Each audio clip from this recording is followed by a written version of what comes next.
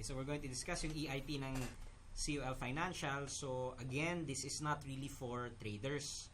So kung medyo trading po yung gusto nating matutunan, I think may ibang module po ang TGFI para doon. This is really for EIP or yung Easy Investment Program ng COL. So let's get started.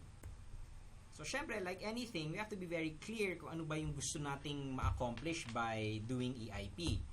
And based on many studies done by lots of institutions, ang usual reasons ng nating mga Pilipino to invest are the following. Syempre, gusto natin maganda buhay, gusto natin maganda gamit sa bahay. Then of course, there's the education of our children. And ultimately, yung nagiging, kumbaga, nagtutulak talaga ngayon para sa mga tao mag-invest, retirement. Kasi parang we're becoming more aware na we have to prepare for retirement since of course hindi naman talaga magiging sapat yung tatanggapin natin sa SSS at iba pang benepisyo. So these are the common reasons why people are looking to invest in something. Okay, hindi lang naman stock market meron dyan, meron pang iba. And again, TGFI will provide you other seminars for those. But tonight, we're going to look at the stock market, specifically yung EIP ng COL and how it can sort of help you accomplish all of these things. So, okay, yan yung mga reasons natin. And in a sense, why do we have to plan for them? Di ba, meron tayo yung image, especially from our parents and grandparents, na yung ba, kumbaga, living off interest na lang sana, kaupo ka na lang sa bahay, tapos pumapasok na lang yung pera. Well, the fact is, over the past decade or more, nalaglag ang savings rates Ayan, titignan nyo. Isipin nyo, nung mga mid-90s, nagto 20% ang T-bill. 20%. I mean, kung nagto 20% ka na, huwag ka na talaga mag-stock market. Di ba? Kasi talagang, bahay ka na lang, tapos kikita ka, tapos wala pa masyadong risk. Talagang alam mo kung kailan mo tatanggapin yung pera. Ngayon, tignan nyo, ang baba na. Mga 1% na lang. Tapos, syempre, yung mga savings natin, nalaglag din. Kaya nga talaga ngayon, hindi natin masisisi minsan yung mga tao kumakagat sa kung ano-anong scam minsan kasi nakirinig nila yung kwento dati ng mga bangko nagbibigay 10, 15, 20%. Oo, nangyari yun. Ayan ang makikita nyo, nangyari yun dati. Pero iba na usapan ngayon. Below 1% na talaga ang binibigay ng mga bangko ngayon. At yan ang nagtutulak sa mga tao na maghanap ng mga alternatibong paglalagyan ng pera. Kasi kulang na Tapos, syempre, may issue pa tayo sa inflation. Diba? O ayan, para dun sa mga hindi pa kumakain, noong 2003, mga burger, mga 65 pesos lang yan. Ngayon, magkano na? Lampas 100. Tapos, by using just yung mga historical yearly growth na nakuha ng COL, isipin mo, by 2030, kulang-kulang 500, isang Big Mac. Sandwich pa lang yun. So, pag ganun ang mangyayari, syempre, pag yung kinikita mo ngayon, hindi mo pinalaki, yung naitatabi mo, hindi lumaki ng kasimbilis ng ganon, talagang mapag-iiwanan ka. Okay. At doon naman pumapasok ang stock market. Kasi dito sa Pilipinas, as some of you already know, yung stock market, medyo bago pa sa karamihan, ngayon pa lang talaga naiintindihan, tas ngayon pa lang nakikita kung ano ang kayang gawin.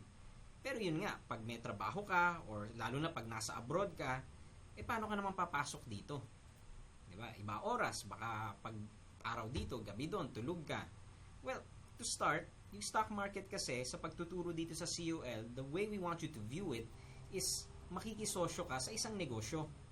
Diba? Kasi marami naman tayo, nag-iisip tayo kung anong negosyo ang pwedeng pagkakitaan pagdating ng panahon. So, habang nag-iisip ka kung anong negosyo itatayo mo, I think appreciation. Tapos, syempre, pag kumita talaga yung negosyo, baka makatanggap ka pa ng dividendo. Yun naman ang sinasabi nating cash dividends. Pero dahil negosyo pinag-uusapan natin, hindi garantisadong kikita sa stock market. Please huwag kayong maniwala sa ganun na sure ball kumita sa market. Maraming nalulugi sa market. At marami ring nagsasabi na sa stock market, hindi po totoo yun. Kaya kailangan po papasukan natin ito na naiintindihan ang mga pwedeng mangyari. At pagpasok natin, ang mentality natin dapat naghahanap tayo ng magandang negosyo na sa tingin natin ay lalago sa loob ng mga ilang taon. Hindi yung mga get rich quick things. Pwedeng mangyari yon, but again, hindi yun ang dapat focus natin dito. Okay, so nakita na natin to dun sa previous webinar natin, but just to sort of review, the stock market makes about 15 to 19% a year. That's between the past 5 to 10 years. Okay, again, kailangan lang natin i-emphasize. Ito yung nangyari. Hindi natin alam kung ano mangyayari. Kasi, lalo't may lisensya ako, bawal akong i-guarantee kung ano mangyayari sa stock market. I don't know. I really don't. It's just that all I can say is this is what it has done at ito yung hinahabol ng mga taong pumapasok sa stock market. This is what we chase. Sometimes we reach it, sometimes we don't. But yun ang gusto namin kasi kung hindi ka naman papasok dito, ang alternatives mo talaga, mas mababa Diba? Kasi karamihan sasabihin, ilagay mo lang sa bangko. Yun nga below 1% na lang. Tapos ang inflation natin, 2.2 ngayon. So talagang talo ka in the long run. Talagang kahit gaano ka kasipag magtrabaho, kahit gaano ka kalakas magtipid, kung hindi mo tinatalo inflation, you're wasting your time. Talagang economically and financially, mas may sense na kunin mo na lang yung pera mo tapos gastusin mo para at least enjoy mo. Pero syempre hindi sustainable yung ganun kasi tatanda ka. You will lose your ability to work. So habang kaya pa, in little pieces at the very least, pag-isipan mo man lang na pumasok sa stock market. Yun naman sinasabi sa EIP Maliit lang ang kailangan. Na kahit may 100,000 ka o kahit ilan pa yan, wag mong i-one time big time. Dahan-dahanin natin. Do it in small pieces over time. Kasi nga, ang gusto natin dito sa EIP, you just take a fixed amount and you keep investing that fixed amount over and over and over again in one good company. So, yan nga, sa example natin, pwedeng 5,000. Ngayon, kung hindi mo kaya 5,000, ano ba kaya mo? Ang point again is sustainability. Kung hindi mo kaya, wag mong pilitin. Kung hindi mo rin kaya monthly, wag monthly. Every 2 months, every 3 months. Again, the focus should be on consistency. Because what you're trying to do is you hope that if you find a good business, then over time, yung stock price aakyat. Siyempre, hindi naman yung diretsong umaakyat Wala naman talagang kumpanyang ganun Kahit yung mga pinakamagagaling na kumpanya dito sa Pilipinas, may mga panahon na nalalaglag sila. But part of what makes them good is their ability to recover and adjust to the changing economy sa Pilipinas. Kaya nga, syempre, minsan bibili ka. O ngayon, ang taas ng stock market, bibili ka. Syempre, nakakatakot. Baka malaglag Pero pag nalaglag naman, takot ka rin kasi nalaglag. So, kailan ka bibili pag ganun? Kaya nga dito, minsan bibili ka mataas, minsan bibili ka mababa. Nangyayari, makakakuha ka rin ng magandang average over time. Basta consistent. Okay? Again, magsasawa kayo sa kakaganon. But yung point talaga ng EIP is consistency. Because what we're trying to do is really prevent you from sort of succumbing dun sa emotions natin. Nung 2013, 7,400 index, maraming nainganyo pumasok sa market, nung nalaglag ng 5.6, 5.7, tumakbo din silang lahat kasi natakot Tapos, nalugi talaga sila. Yung mga nag-EIP naman, na kahit natuktukan, pumasok sa taas, kung tinuloy lang nila yon hanggang ngayon, kumikita na sila. Pero syempre sabihin mo, sigurado ba yan? Hindi nga hindi tayo sigurado. Kaya nga talaga, dahan-dahanin natin, intindihin muna natin yung proseso bago tayo pumasok dito. But what we're trying to do with EIP is get you into the market slowly and through small actions. Ulit-ulitin lang natin. Di ba? Kasi dati, kahit makabili ka ng mataas, pag nakabili ka din naman ng mababa, kasi consistent kang nag-i-invest, bababa talaga yung average cost mo. So, ayan yun. Ito, exercise lang to. Wala tayong company na pinag-uusapan talaga. Sabihin mo lang, nagsimula ka ng June, 5,000 pesos, 10 pesos a share. So, may 500 shares ka. Sabihin lang natin wala mo ng commission para lang madali yung math. Tapos noong July, syempre natuwa ka kasi umakyat ng 11.75. You're up 17.5% in 1 month. Isipin mo, pag ginawa, hindi mo makukuha yan sa bangko. Di ba? Dekada bago mo makuha yan sa bangko, pero in 1 month, umakyat. But, pansinin nyo, dahil umakyat yung presyo, mas konti yung shares na nabili natin. 426 na lang, imbis na 500. Tapos, syempre, yung average cost natin, umakyat. Ngayon, kung tinuloy-tuloy mo lang yan, so from 10, nag-11.75, nag-11.50, tapos, sumama ang kumpanya. Naging 7.50 na lang noong Disyembre. Down ka na ng 25%. We know na parang mali, na lugi ka na ng 25, magpapasok ka ulit ng pera. Parang mali yun Parang kumukuha ng bato, pinupukpok mo sa ulo mo pag ganyan ginagawa mo. But kung 750 ka naman bumili with your 5,000 pesos, mas maraming shares na bili mo. At dahil doon, bumaba yung average cost mo. Kaya tingnan nyo, ayan, tingnan nyo yung paggalaw. Siyempre, habang tumataas, kumukonte, habang bumababa ang presyo, dumadami ang shares. Such that after 1 year, kahit bumalik lang sa 10 pesos ulit yung presyo, kumikita ka ng konti. Oo, hindi malaki, pero ang point nga, kumikita ka ng konti at tinatalo mo kung ano ang nagawa ng pera mo sa bangko sa loob ng 1 taon. At kumbaga, ito na yung conservative case natin na nagsimula sa 10, umakyat, bumaba, bumalik sa 10. Paano pag hindi na siya umakyat? Hindi na bumalik sa 10. Yun nga It doesn't have to go back up to 10 for you to actually make money or even break even. Let's take a look at a few more examples. Ito yung ideal. Yung sinasabi natin gustong mangyari, yung packet lang ng packet ang market. And this is pretty much the only scenario wherein mas advantageous na i-one time, big time. Yung pag talagang hindi na umakyat ang market, talagang umakyat na lang siya. Hindi na bumaba ang market, talagang umakyat na lang. Pero syempre, pag ganyan usapan, hindi naman yan talaga realistic sa tunay na buhay ang market talaga nalalaglag every now and then. But, yan na yung ideal. So, makikita nyo, syempre, habang tumataas presyo, bumababa yung average cost natin. And over time, kikita ka. Syempre, umakyat But, eto nga yung mas conservative na view. Nagsimula tayo sa 15, nalaglag, tapos umakyat. And again, kahit umakyat lang ng piso, actually, ang kinita mo, around 25% na. Kung disiplinado ka.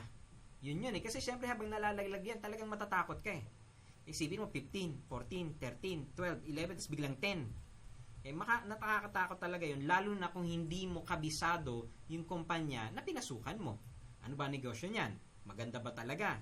May pag-asa bang bumawi yan? Pag wala kang familiarity dun sa business na pinasukan mo, talagang matatakot ka pag nangyayari yan. Kaya nga, what we try to do is encourage people to invest in businesses that they understand. Para alam mo kung yung produkto o serbisyo na pinoprovide ba ng kumpanya, maayos. Actual example na tayo. This is actual data ng PSE. So, kung titignan natin, this is Ayala Land. From the time that CUL started recommending it in 2008.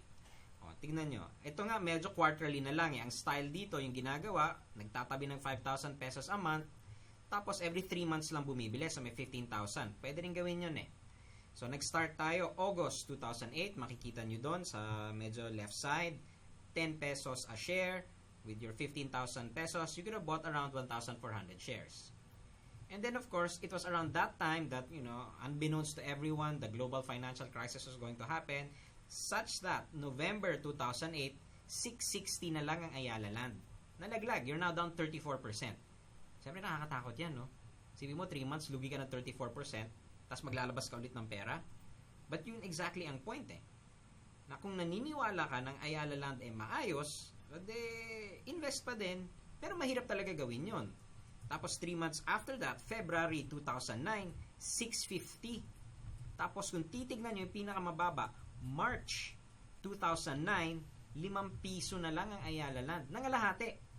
So from August of 2008 to March of 2009, nangalahati yung investment mo. Matatakot ka talaga niyan.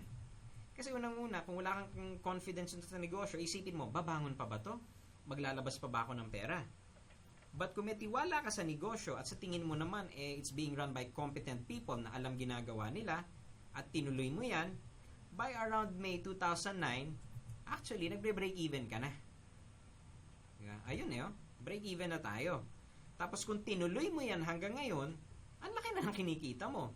Kasi isipin mo kung nakabili ka ng Ayala Land tapos cost mo mga 8 pesos, tapos ngayon 40 na. And you are doing it once every 3 months lang. Yun yung maganda sa system. Ngayon, could you have made more money kung bumili ka ng 5 piso? Siyempre, kung nag-all-in ka ng 5 piso, siyempre, yan ang pinakamalaking kinikita ngayon. Pero ang tanong, mag-all-in ka ba? Ang laki nga ng laglag nun Kaya nga yan nalaglag ng ganun, lahat takot na Mahirap gawin yun. Kaya what we're saying is, have faith in the business, invest consistently, and let the business grow over time. Hindi mo pwedeng madaliin yan. Now, if you're curious, ano ba kasi ginawa nila dyan? if you look at the years involved, that was around the time that they started refurbishing and expanding Greenbelt and Glorieta. Diba? Pinaganda nila. Nagdagdag sila ng mga shops and stuff. So, syempre, tumaas kita. And like we always say, pag tumataas kita ng kumpanya sa stock market, most, if not all of the time, tumataas ang stock price. So, yun din nagtulak para umakyat ang stock price niyan. Ngayon, at 40 pesos, 40 plus na nga yung Ayala Land ngayon, hindi ba nakakatakot bumili? Hindi ba pwedeng bumagsak yan? Pwede. Pwedeng bumalik na 5 piso yan, who can say?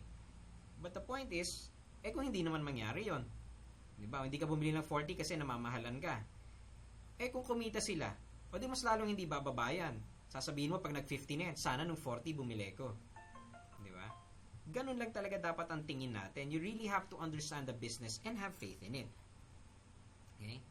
Because if you really do it, eto medyo theoretical na to because EIP has only been running since 2008. Eto medyo theoretical lang. We use some historical data and medyo ganyan yung lumabas kung BPI yung ginamit natin. So, di ba isipin mo? Kaya nga isipin ng taong iba, masyado na ba akong matanda para mag-EIP? Sa totoo lang, basta kumikita ka pa at kaya mong magtabi ng konti on a regular basis, pwede mo pa rin siyang gawin. Isipin mo, sa 5,000 mo a month over actually mga 21 years, yung 1.3 million kulang-kulang na pinasok mo, may 10 million ka. Di ba medyo magandang pang-retire na yan? Kung ginawa mo. Pero tandaan natin, dun sa 21 years na nag-invest ka sa BPI, ang dami nangyari sa bansa natin. Nakailang coup tayo, nakailang kung ano-anong crisis. Yun din nga ang mahirap. Kailangan ituloy-tuloy mo pa rin yan. Okay? So, tingnan natin closer yung EIP. Okay? How does it actually work? What does it actually provide you with? Okay. Well, the first thing is it gives you a list to choose from. Kasi yun naman talagang mahirap sa stock market, lalo na kung baguhan ka, ano yung unang bibilin mo? Ano yung unang company na paglalagay mo ng perang pinaghirapan mo? Tapos syempre, pag nakabili ka na, how do you know kung kumikita ka? Yung traditional system kasi sa stock market, tatawag ka sa broker tulad ko para tanungin, kumikita na ba tayo? Hindi pa Bakit hindi pa? Kailan tayo kikita? Ano na nangyayari? Kung nalulugi tayo, magkano yung lugi? Ganon ang usual discussion sa traditional na brokerage. Ngayon, hindi na kailangan. May online portfolio na para, let's say, maalimpungatan ka, gitna ng gabi, gusto mo malaman, kumikita na ba ako? Log on, tignan mo, malalaman mo agad kung kumikita ka na or nalulugi ka pa.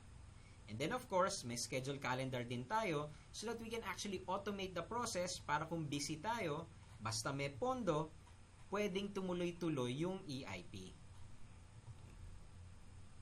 So ano ba yung manire-recommend ng COL? Well, before we go to the list, paano ba muna pumipili ang COL ng ire-recommend ng kumpanya? Yung mga criteria na ginagamit ng research department ng COL, yung mga yan, yung tinatawag na GEMS. Dapat growing yung industry, dapat nakikita kung saan nanggagaling yung kinikita ng company, management has to be credible, the product has to be superior, and dapat malakas yung balance sheet ng kumpanya. And of the 300 plus companies na nasa stock market, ang nire-recommend ng COL for EIP are the following. Ayan, no? Okay, di ba kilala naman natin halos lahat ng mga yan? We have of course the Ayala Group, the SM Group, the Gokongwei Group. Okay, these are some of the biggest and best run companies in the country. So, syempre ang tanong, ano pipiliin natin? Yun, personal choice nyo na yun. We cannot say na lahat dapat bilhin Jollibee. Okay, it has to be a business that you believe is consistent, that you believe makes money. Na syempre, mahirap pumili sa listahan lang na ganito. So, COL also provides you with research, especially in fundamentals, to show you what we believe the company's prospects are. Ngayon, it may take some time for you to get a hang of the jargon and all of the terms, but again, that's why groups like TGFI are there to help you through the learning process. Okay, so ayan, pili kayo dyan. Lahat naman yan from COL's point of view are worth investing in. Ngayon, syempre, kung ako tatanungin nyo, ang pagpipilian ko lang talaga dyan, dalawa. Either Ayala Corporation o SM. Bakit? Because I believe those two families are the ones that know how to make money in the Philippines regardless of the economy. Na kahit mas masama yung economy, the Ayala family and the C family have the resources and knowledge to actually still try and make money. At yun ang hinahanap natin. The ability of companies to adjust to to the changing economic condition. Especially since next year, may presidential election tayo eh. Hindi natin alam kung sino ang mamumuno sa bansa natin for the next 6 years. Hindi natin alam kung anong magiging mga economic policies niya. But I think the Ayala family and the C family will find a way to work with whoever gets elected. That's why kung ako tatanungin nyo, yun ang pagpipilian ko, one of the two. Okay, whichever one of the two you're more comfortable with. But of course, okay, people will ask, does it actually work? Well, yeah, it does. Okay, here are the actual returns from the day we started recommending it up to the end of 2014. And as you can see, maganda-ganda naman. Okay, actually, ang medyo tagilid lang ng konti is yung Metrobank, yun yung pinakamaliit na annualized return. And the best performing one is actually Universal Robina. Isipin nyo, 58% a year, almost 60% a year ang kinikita ng pera natin. Okay, so, malalaman ba talaga natin kung sino yung susunod na superstar? Hindi talaga. Okay. Kaya nga, again, it has to be a company that you believe in. Okay, now, maganda to tignan ngayon kasi lahat positive. But since I was here for a long time, I can tell you that nung 2009 and maybe even some parts of 2010, halos lahat yan negative. Okay, negative yan. Nakita natin Ayala Land. Mga Mayo lang yan siguro nag-positive nun eh. Kasi nga, nung market nung time na yon nalaglag lahat. And you have to be prepared for these types of things. Ang stock market natin, hindi yan palaging pataas. At ang nakakatakot lang talaga is, wala pa talaga tayong nagiging negative year for the past several years. Even 2013, nung malaking laglag for the year, we were still marginally positive. So, talagang iba pag yung buong market nag-crash yun lang yung talagang people have to be aware na akala palaging paakyat ang market. Hindi. We haven't really had a bad crash like 2008 and dyan nga nanggagaling yung mga nagsasabi that we're due for another one kasi ilang taon na tapos may bagong presidente, mga ganung-ganung usapan. But again, history shows us, actually wala lang dito sa chart na to, but we have another chart that we use na nakita namin na if you'd actually invested at the peaks talaga since 1989, kung palaging sa tuktok ka nag-i-invest, yung malas ka talaga, kung nagko-cost average ka lang, usually within 3 years nakakabawi yung market. Kaya nga hindi talaga tayo dapat masyadong matakot pag bumababa ang market. It's really part of the cycle.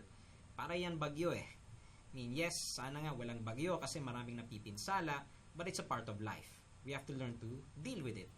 And yung market natin, ganun din lang yan na tung kagandahan ganyan, kaya din ganyan kaganda yung kita because these people also invested during the bad times.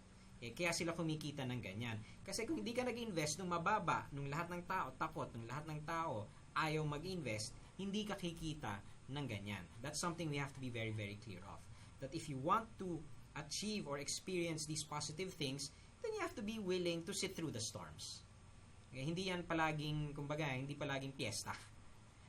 And yung mga taong nagbe-benefit dito were the ones na disciplined, invest, mataas, mababa, invest pa din sila. Okay? So, how do you actually do EIP then? Okay? Well, you do it, or the benefit of it actually is that you don't have to time the market anymore. Hindi mo na itatanong, maganda bang pumasok sa market ngayon? Ang tinatanong mo na talaga is, ano ba talaga yung kumpanyang papasukan mo? It simplifies the conversation. Okay? Especially since CUL will now give you a list. Okay? And again, since it is a stock market investment, it is liquid. There is no holding period. Once you sell, you can ask for the money to be deposited to your bank account after 3 business days. So, pag nagbenta ka ng Monday, magbibilang tayo ng 3 araw, hindi 3 taon, 3 araw, Tuesday, Wednesday, Thursday, by Thursday afternoon, pwede mo nang ipadeposit yung pera mo sa bank account mo. So, liquid din siya. But please, yung emergency fund, hindi dapat dito. Hindi dapat na pag may emergency, yung unang mong gagawin ay magbebenta ka ng stocks mo. Hindi dapat tayo ganon. Ito, para sa long term. Ito, ang mentality natin, ito talaga yung papalakihin natin for several years. Ilang years sa akin, I tell people, at least 3 years. Because so many things can happen after 3 years. But the point is, ganun dapat ang mentality natin. that you're willing to let your money grow for at least 3 years. Please, if you will need the money in 1 year, don't put it here. This is not the place for it. This is money that you want to grow over an extended period of time. Okay? So how do you get started with your EIP? Okay. Well, you can go to YouTube first and foremost. CUL has videos there. You can just do a search CUL EIP on YouTube. And if you've already opened an account, we also have PDF guides that you can access through your account. Okay, you just have to click those links. You start with the trade on top, then EIP, and then you will see all of these help guides. Okay, ngayon, syempre kung meron pa tayong hindi maintindihan, you can always email yung CUL Help Desk at helpdesk@culfinancial.com. Okay. And of course, yung pinaka-importante sa atin ay yung portfolio natin. Kasi syempre mag-i-invest ka, paano mo alam kung kumikita ka or hindi? So to access that, okay, dun muna tayo sa trade, makikita natin doon, and then portfolio, tapos lalabas na lahat ito. Now, okay, let's go through the different sections. Dito sa upper left, you will see yung actual balance and yung buying power. This is your cash balance. Ngayon, bakit dalawa yan? Yung actual balance, okay, okay, yung actual balance natin, yan yung perang dineposit na natin sa account. Yung buying power, yan yung perang pwedeng gamiting pambili. Bakit may differentiation?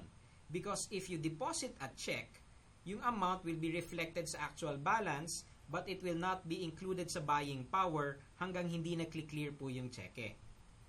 Tapos, pag nag-post din tayo ng buying order, syempre babawasan yung buying power natin, pero hindi mo na babawasan yung actual balance hanggang hindi nagagawa yung buying order mismo. Kung nakapila pa lang tayo, hindi mo na babawasan yung actual balance. Ginawa yon so that we don't mistakenly buy more or post orders that we cannot support with our cash. Kasi minsan, pag hindi mo kinakalculate, baka you put in too much buying, hindi mo alam, tapos pag tinamaan sabay-sabay order mo, magkakautang ka, hindi dapat nangyayari yon. Okay, so yan yung cash dyan. Tapos sa baba, makikita natin, syempre, yung stock code, stock name, market price, ano yung last traded price, yung average price ng lahat ng purchases natin. That average price, by the way, includes all buying and selling expenses already. So, ibig sabihin yan, pag binenta mo yung shares mo at 17, okay, factored in na din lahat yung costs doon. Kaya nga, titignan nyo natin dito, dun sa kanan, far right naman, okay, pag berde na yan, ibig sabihin kumikita ka na, pag pula, lugi ka pa. Now, dun sa bandang gitna, yung total shares, uncommitted shares, yan naman yung share equivalent ng cash balance natin. Total shares, yan yung meron ka, uncommitted, yan yung hindi mo sa ngayong nakapost ibenta. So, pag may pinost ka na shares na gusto mong ibenta pero hindi pa nahihit o hindi pa na-execute, mababawasan pa lang yung uncommitted shares pero yung total shares will stay the same.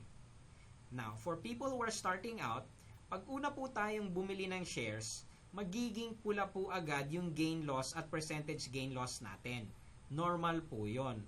Because again, syempre pag bili natin, may commission and other fees na idadagdag yung COL. Tapos, i-assume ng machine that if you sell at the same price again, meron din tayong selling charges at sales tax na 0.5% and all of that. So, talagang normal po na pag bumili tayo, pula agad yan. Kasi nga, fina-factor in na natin both buying and selling costs. Okay? Now, a lot of you have already asked, of course, and are excited about the fund source of CUL, which is pretty much the first in the country that you can buy mutual funds online. It is now, kumbaga sa restaurant, parang soft opening. We are gradually introducing it to all of our clients. Pero kung gusto nyo na talagang bumili at gusto nyo na talagang magsimula, you can email CUL at helpdesk@culfinancial.com. And we will try to enable it in your account as soon as possible. But within the next month or so, CUL expects that this will be available to all CUL holders. So, syempre, ang tanong ano ba mas maganda? Bibili ba ako ng mutual fund o bibili ba ako ng stock directly? Well, depende na yan sa'yo. May pros and cons talaga yan. Siyempre, pag bumili ka ng stock, alam mo talaga yung hawak mo. Okay? And it will be cheaper that way. Pag bumili ka ng mutual fund, siyempre, hindi mo naman talaga alam exactly kung ano hawak ng mutual fund mo on a day-to-day basis. Tapos, siyempre, may binabayaran kang fund manager who makes the decisions regarding the fund. So, mamimili ka. So, which one can make more money? You really can't naman say. But theoretically, okay, if a fund and a person hold exactly the same stocks for exactly the same period, exactly the same proportions, theoretically, the person will make more money kasi wala siyang binabayarang fund manager. Okay, so COL will also have seminars about mutual funds. So if you want to go to the COL office, check out the schedule at the COL website. Okay, we will be explaining more of these because we are creating a seminar just for people who ayaw sa stocks at gusto mutual funds lang talaga. Pero kung ikaw gusto mong pagsabayin, pwedeng-pwede rin yun. Hindi problema yon. And just like stocks na pwedeng EIP, you can also do that with your mutual funds. Pwede din yun eh. Because again, we will be using the same platform and you will be able to buy these funds quickly and efficiently and also cheaply. Kasi as you already know, CEO has said that the funds will not have sales loads. Now, okay, let's now go to the sort of nitty-gritty of how to actually open an account with COL and do an EIP or create an EIP account. Okay, well, the requirements, the application form which you can download, okay, one government-issued ID with your photo and signature. The usual ones are the passport, driver's license, PRC ID, SSS, BIR, basta may picture and signature and still valid, pwede yon. And you will also need a billing statement. Yun yung medyo issue. Okay? Kasi not everyone especially people who rent or people who are in other countries, they may not have a billing statement in their name. Kung issue po natin yon, you can email po again yung help desk na COL. Okay? And then they will tell you, depending on where you are and what you have, kung ano yung acceptable. Now, after you open the account, of course, you have to decide on the amount and frequency. You can go from weekly, monthly, quarterly, semi-annual, up to annual. Sa akin, I would recommend quarterly.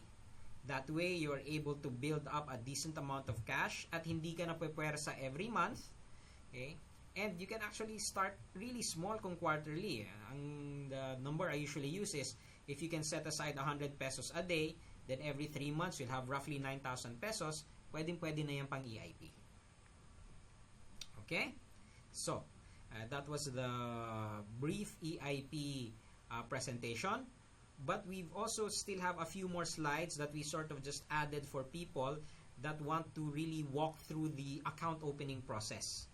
Okay? This is para din po kasi yung mga usual questions eh. So, nagdagdag lang yung COL. Okay? Saan ba yan? There we go. Okay, here you go.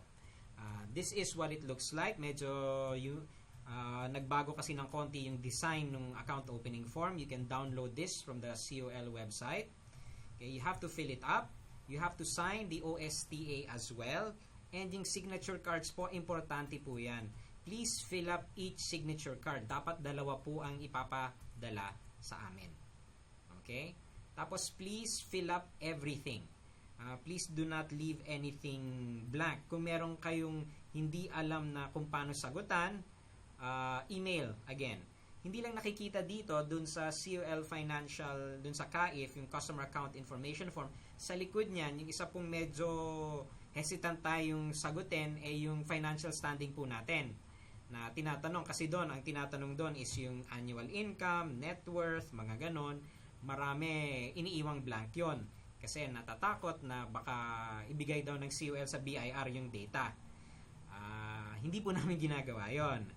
Unless we are legally, but the general law kasi is you have to fill that up. Okay? You have to fill it up. Pag hindi tayo naglagay ng number doon, magkakaroon tayo ng problema mismo. Kailangan po talaga yon. You really have to fill up the financial data sa likod. Now, nandun din po sa likod dyan yung bank account na gagamitin natin. Importante din po yon. Kasi pag kayo po ang nagpa-deposit ng pera, dun lang po sa bank account na yon namin ilalagay yung pera nyo. Again, that is for your own safety. So after you fill that up, okay, please just be clear kung anong klaseng account ang gusto natin. Yung individual, mag-isa tayo. Joint, na dapat po dalawa. Okay, dalawang tao yan. Ngayon, meron tayong joint account na and na dapat parehong pumipirma, or yung joint or na pwedeng isa lang ang pumirma para makapag-withdraw. And then of course, yung para sa mga bata, yung ITF. Now, yung sa ITF po, dapat po parent at anak lang yan. Hindi po pwede pamangkin, inaanak, apo, or whatever. Parent and child na ngayon, let's say wala na po yung magulang, legal guardian po pwede. Pero yun po, one child, one account. Hindi po pwedeng dalawang bata sa isang account. Okay? At pwede lang po yan gawin hanggang yung tao bata pa, meaning below 18. Pag 18 o above na po yung anak natin, hindi na po sila pwede sa ITF, joint or na po, or joint and ang account na pwedeng buksan ng magulang at nung anak. Okay?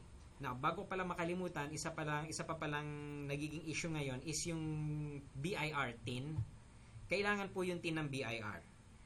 Para po dun sa mga OFW na nakalimutan na ang BIR natin, kailangan po natin tumawag sa BIR. Huwag po kayong kumuha ng bagong BIR number. Illegal po yun. Magkakaproblema tayo niyan. Tiyagaan nyo na lang po talagang tawagan yung BIR hotline para makuha yung luma yung TIN. Ngayon, yung mga 18-year-old na hindi pa nagtatrabaho, pwede na kayong kumuha ng TIN. Okay, basta 18 and above kayo, may proseso din po, nasa BIR website din yon. Okay, so kailangan talaga yon. Hindi na po kasi tatanggapin ng COL yung account unless may TIN. Hinigpitan na kasi po ng BIR ang mga regulations tungkol sa bagay na yan. Talaga pong chinecheck kami pag in-audit kung may TIN po yung mga account na ino-open sa amin. Okay? So, after you finished all of that, we suggest that you scan it, send it to us so we can go through it before you send us the actual documents because we need the originals. We have basically 3 types of accounts. Yung starter, which is 5,000 pesos, call plus 25, and yung call premium na 1 million and up. So, ano po ba yung iba-iba? Ano ba yung talagang pinagkakaiba niyan? Well, yung actual breakdown, you can actually see it dun sa website ng COL, yung differences. But really, for people who are starting out, syempre, as the name says, we just suggest yung starter, yung 5,000. Now, yung 5,000 po na yan, hindi po yan minimum balance. You can spend all of that. Wala namang kaming minimum balance na sinasabi. And you are never obligated to actually add money. You can add when you want to, how much you want to. Depende na po sa inyo doon. So, ano naman yung pinagkaiba ng 5,000 sa 25,000? Mas marami lang real-time features yung 25,000, yung COL Plus. Ngayon, kung sa kaka 5,000 natin o kakadagdag natin, umabot na tayo ng 25,000, madali naman pong i-convert yan. Hindi po problema yon. Ngayon, yung premium din naman, ang dagdag lang yan is meron kayong matatawagang tao sa COL na naka-assign sa account nyo para tulungan kayo. They really cannot manage your account as in buy and sell for you. But they can, kumbaga meron lang talaga naka-assign sa iyo para pag may problema sa account o may gusto kang magawa, makuha, then may makakausap kang diretso. Hindi ka na talaga dadaan pa dun sa usual na system ng COL. Someone will be assigned to help you with your concerns. Okay? Now, funding, of course, you can come to the office, but that's not really realistic for a lot of people. So you can do it through remittance agencies. You can do it through our partner banks like BPI, BDO, and Metrobank. And actually, if it's one of these 3 banks, you can even automate the deposit process should you decide to do so. That's up to you. You don't have to do it, but kung gusto niyo talagang regular yung EIP natin, you can set up these bank accounts to deposit money regularly so that COL system can buy your shares or mutual funds for you on a schedule as well. Okay, it's nice that it is recorded so you can see what the payment slips look like. Okay, so yun po ilalagay natin, company name, COL Financial Group, tapos lalagay po natin yung account number natin. COL's account numbers are usually 8 digits, dalawang groups of 4, so yun po ang ilalagay natin. Okay?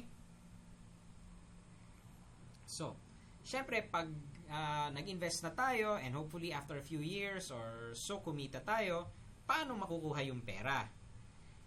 Well, here's the process. Meron pong withdrawal form na pwede nating makuha doon sa website ng COL mismo. Download it, fill it out. Dalawa po yung choice natin. Either someone will pick up the check from the COL office in Ortigas, hindi po nagdi-deliver ng COL, okay? Or i-deposit po doon sa account nyo na nilagay doon sa likod ng CAIF.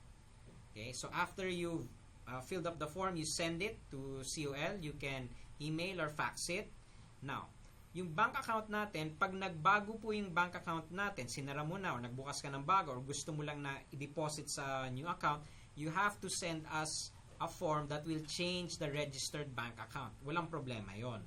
Okay, but it has to be clear na yung bank account na paglalagyan, nakapangalan din sa inyo. So, hindi po pwede yung sasabihin nyo na gagawa yung cheque from your account para sa anak nyo, sa kapatid nyo, or whatever. It has to be in the name of the person who owns the account. Okay, so, lalo na po kung joint and account yan, dapat po talaga pangalan ng dalawang taong nakapangalan dun sa account. So, hindi rin po pwedeng to cash. Hindi po ginagawa ng COL yon. So, talaga pong either yung check na nakapangalan sa inyo, may pipick up dito, or i-deposit po namin sa bank account na nakapangalan din sa inyo. Okay, so this is what the form looks like. Okay, so yung amount in figures, yung ID type, okay, tapos yun nga, either encashment or deposit to registered bank account. Okay, kung papa-pick up yan, okay, please fill up the bottom part as well. Now, if you have any questions, you can always email at helpdesk@colfinancial.com or you can call them at 651-5888. Okay, so with that, I hope that helps you with your EIP. And again, we strongly encourage you to watch COL's videos on YouTube para po ma-review natin yung EIP process. I have an existing COL account, ITF, to my son. I would like to apply a new one just under my name on July when I get back to the Philippines. Do I need to submit the same requirements again or I will just complete the form? Yes, we will need the same requirements again because what happens is we have to create a file or envelope that all the requirements are there such that when we get audited, hinihingi lang yon, tinitignan ng auditor, dapat lahat nandoon. So, hihingin po ulit yung ID, billing statement, everything that you submitted when you opened your first COL account, you will have to resubmit again. So, kailangan po natin yun. Okay? Would it be considered redundancy if I have my own stocks, then I will still add an equity fund? It will be if you buy stocks that are in your equity fund. So, parang let's say equity fund mo, may 5 stocks. May Ayala, may SM, may PLDT, Jollibee, at Mega World. Kung yun din ang bibilin mo, then redundant nga siya. Pero kung iba naman yung bibilin mo, like let's say, bumili ka ng Meralco na wala dun sa equity fund mo, then it's not really that redundant. Okay, so yeah, people do that. Yun nga ang gusto nila kasi they will use the mutual fund, sabi natin conservative yung mutual fund, tapos bibili sila ng mas risky stocks na hindi naman hawak ng mutual fund nila. Example, I withdraw all my money in the call account. Will my account be closed? As of now, no. Okay, so hindi naman talaga i-close yun. Okay, so you can do that. You don't have to keep cash in your account. You can withdraw all the money should you ever need it. That's no problem.